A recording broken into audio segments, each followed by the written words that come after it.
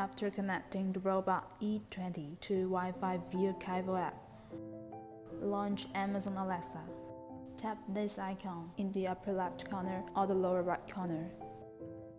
Tap Skills and Games. Tap the search icon in the upper right corner. Search Kyvol Home or Smart Life.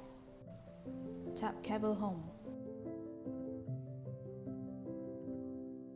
Tap Enable to use.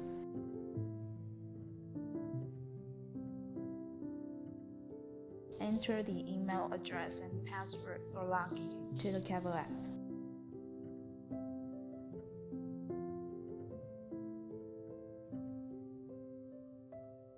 Tap Link Now. Tap Authorize.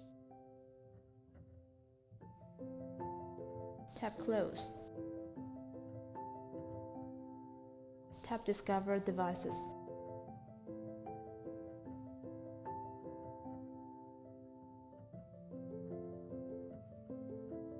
Tap Setup Device.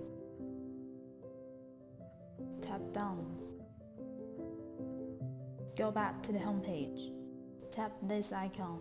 Tap Turn on to allow Alexa to access your microphone and location.